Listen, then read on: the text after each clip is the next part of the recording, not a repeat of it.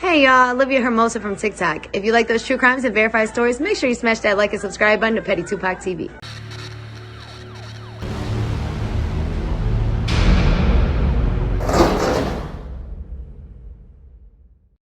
Like I said, I'm actually this. You don't want to talk about it. You don't talk about it. But you said with your first case, you wasn't in your right mind, right? Right. What was you going through? Life. Some of everything. Life.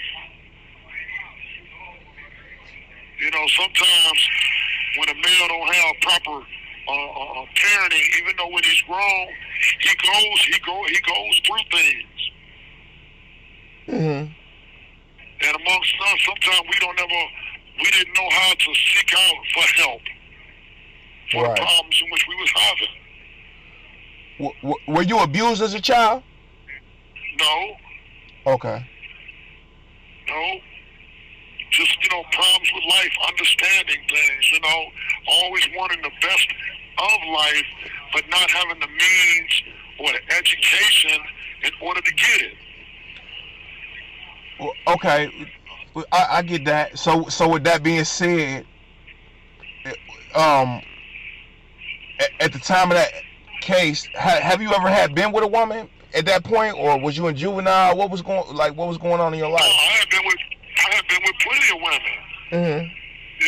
But sometimes somebody can say something and just make you just snap and go off. So this particular person had tapped into your mental and made you snap out? Yeah. And she was older. Mm-hmm. What did she say to you? She told me that I was a lowlife and that I wasn't gonna never gain nothing in life. Just out of the blue, after I had already took her to go pick up her children and did all kind of stuff for her, she wanted to go back to her husband. Okay. At this point, have y'all already been intimate, or you was just like, shit, I don't did all this for you, so on and so forth? You got to come up. We have been intimate. Consensually, right? Yeah. Oh, okay, so I can see where that led you on. No, but yeah, but see, in this case, that wasn't even the case because it was maybe about an hour after I met her, that we was having intimacy. And it was like a weeks after that she wanted me to do all these things for her, and I was doing them, and then all of a sudden she wanted to go back for her husband because tomorrow, I'm not going to be about nothing and all of this right here, and I snapped. So you had a mental lapse. Yeah. Like I said, Mo, we all been there. Just to get a better understanding of it for people. So Say that again? No, I'm just getting a better mental understanding for people, and then I'm also do a video to break down how men feel too. But so it became a particular situation where she didn't want to give it to you, and maybe you took it, or no, she didn't want to deal with me, period, anymore. And when she told me, we was in the process of being intimate.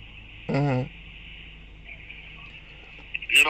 And telling me to get my clothes on and get out of the house. Come on now. Right. So you said F that, just took it, so on and so forth. Yeah. Okay. So at least you was in a bad state. You was young. How old was you at the time? How old was you at the time? 19. 19.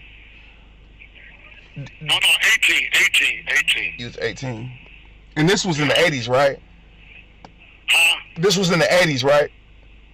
Yeah. Okay. No, yeah. What made you take a plea? Because I knew that when she said no, I should have stopped. And deep down in my heart, when I looked inside, I knew that I was wrong. No matter what I was going through, I was wrong.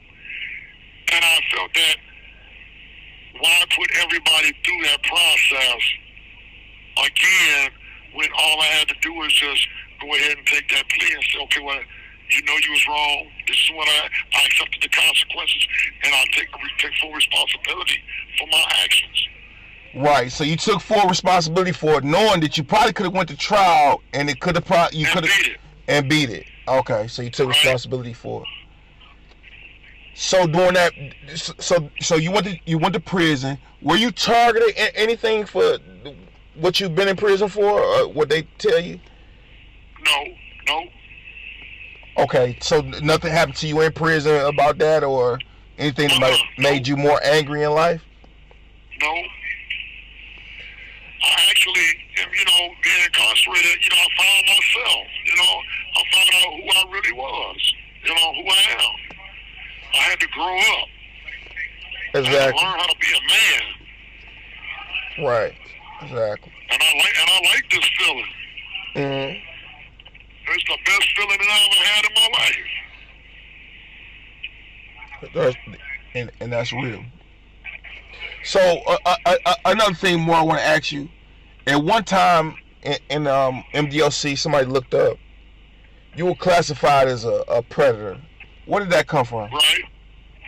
Okay. Robbing individuals in here, doing all kind of crazy stuff in here.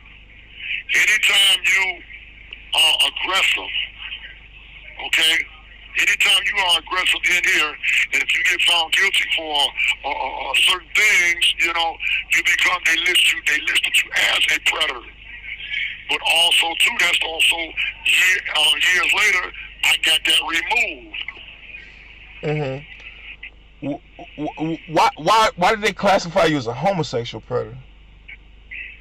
Because of the things in which I used to do to them. I used to take their money. That was it. No sexual acts. You never forced nobody in sexual acts, or maybe consensual. No, just taking their money from them, making them do things that they say the strong are always gonna try to prey on the weak. What do you mean by making them do things they wouldn't normally do? Like, did you pimp them out? Wash clothes, go out in the visiting room, move drugs, wash your bowls. When you say go out in the visiting room, you mean like make them boof drugs in their cavities? Yeah. Okay. Yeah. You was getting money, basically. Yeah, well, I had to survive. Mo, I can't lie. I appreciate how honest you are and what how you are now than what you were. We all came into that situation where it's like, we gonna get this shit by all means, Yeah. By any means. And that's how it was. Now, were a majority of these people were majority of these people European, white? Yeah. Okay. Yeah. At the time, you felt like maybe white people were they were owed that or dude? No, I was still angry from coming through the system. And it wasn't nothing but white people, quote unquote white people, Europeans. It wasn't nothing but Europeans that it seemed like had their foot, on my neck. Mm-hmm. Because from going through the judicial system, no one really wanted to listen to actually what I had to say. So you build up all this frustration. Right. And when you came in here, you released that frustration the best way you know how, and you inflicted on people who was the same ethnicity as those who was inflicting the pain upon you. Exactly. So Pussy, not Pussycat, but New York. I know you might probably familiar with him. He told me the same exact thing. The people that was inflicting the pain upon him, that's who he went after. So it all makes sense. Even out here in the free world, or even in prison, I have problems with vice lords. So I go to the next joint. I think the vice. Your dad's my brother, and I love him, but holy shit, is he uptight. Whiskey?